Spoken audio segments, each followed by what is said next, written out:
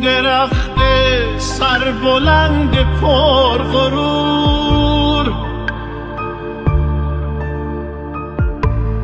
که سرش داره به خورشید میرسه، منم اون درخت تن سپرده به تبر که واسه پرنده ها دلواپس منم